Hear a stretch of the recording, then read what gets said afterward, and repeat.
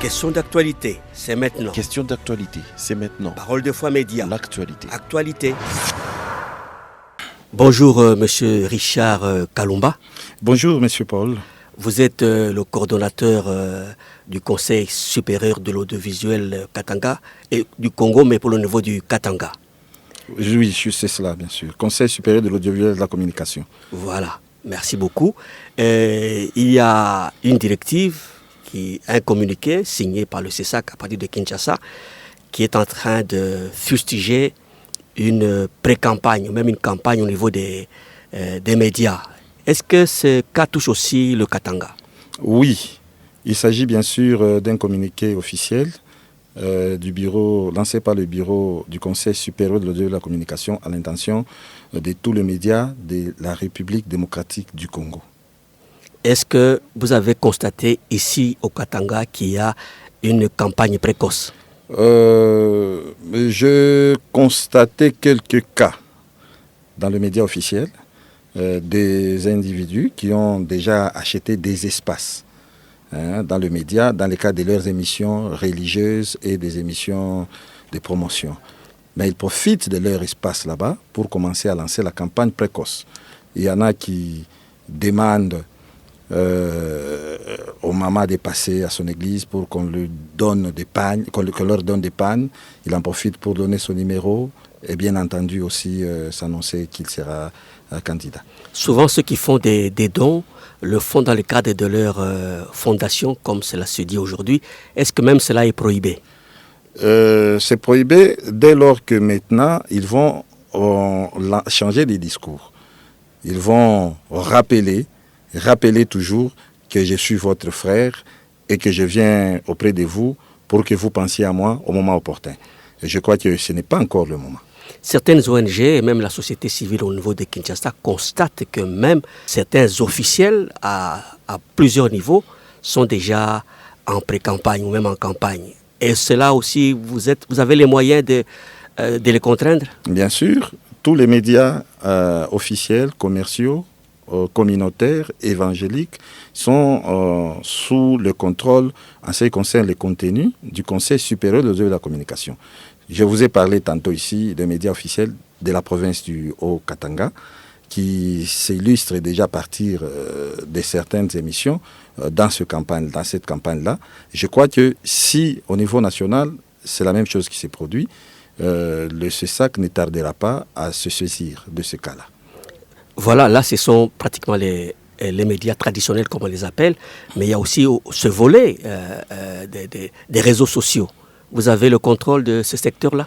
En tout cas, la loi actuelle ne donne pas un mandat au CESAC de contrôler les réseaux sociaux. Mais toujours est-il qu'il n'y a pas longtemps qu'on a nommé ce qu'on a mis en place, qu'on a voté et publié, promulgué, la loi sur le numérique. Je crois que nous pouvons nous appuyer sur ce texte pour essayer de trouver la solution quant à ça.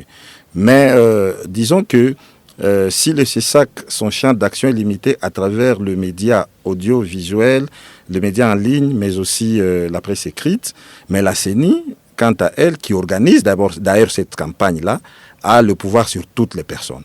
C'est-à-dire, en réalité, si la CENI constatait que certains candidats sont en train de passer à travers les réseaux sociaux pour annoncer la campagne, la CENI, logiquement, devrait se saisir, soit pour sanctionner ces candidats et leur refuser tout simplement de continuer à faire le travail pour respecter la loi.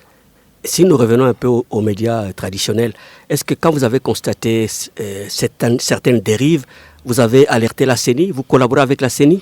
Je crois qu'on avait en son temps discuté avec la CENI qui nous avait dit que la campagne n'était pas encore commencée parce qu'il n'y avait pas encore de candidats.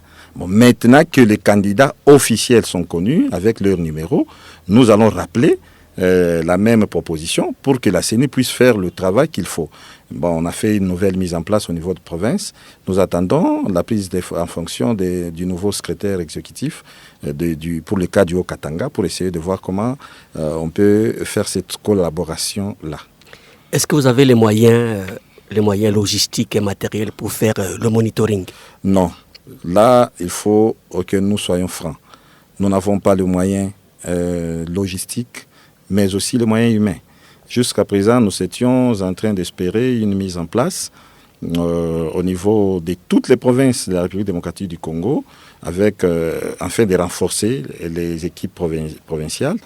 Au niveau national, je crois que c'était déjà dans le bureau où l'Assemblée plénière avait s'était déjà saisi de ce cas-là.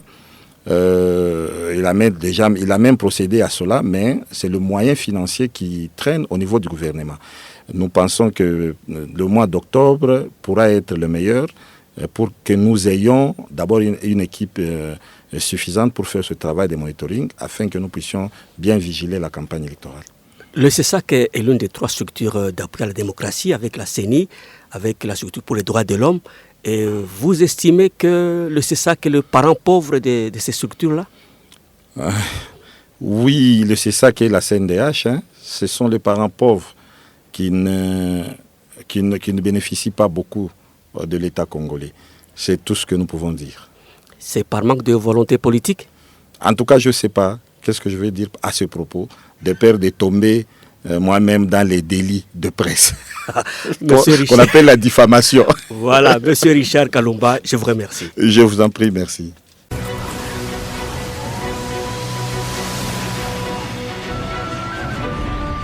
Question d'actualité, c'est maintenant. Question d'actualité, c'est maintenant. Parole de foi média. L'actualité. Actualité.